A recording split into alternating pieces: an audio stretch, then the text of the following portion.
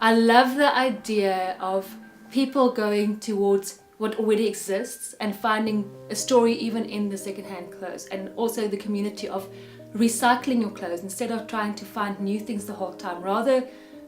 share, because sharing is caring. So for me, the whole idea of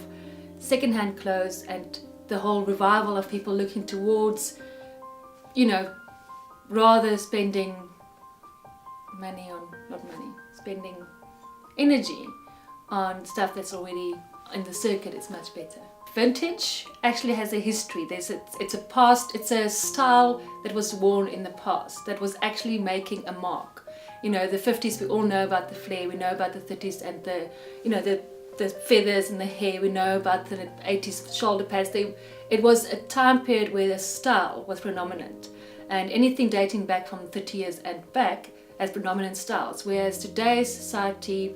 we're still looking for a style, and I think our style is very eclectic, so we're going back to the past and we're rehashing the memories and the ideas about and the idealisms about the past, whereas secondhand clothes is merely,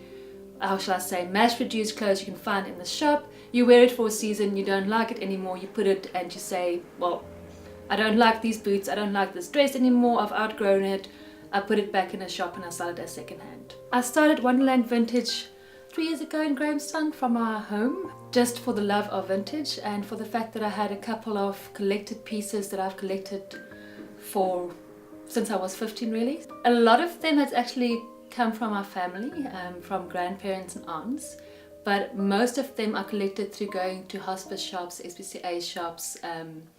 literally hunting down little treasures, and it was through hunting these treasures that I made my own collection, and that each of my own collected dresses had a story, and I realized the joy in doing that, and then also the joy in giving these dresses, or not giving them away, but opening them for other people to enjoy and carry on a story from those dresses. There was definitely a need for people to express themselves individually, and I think through something like vintage or unique pieces that have a story that's already being told through the piece itself, it led me to literally open my cupboard and my room and make it into a shop space where people can come. It was just a pop-up shop, so it would happen randomly on weekends or weekdays, but to give a wider arrangement of tastes and interests a place to come and collect.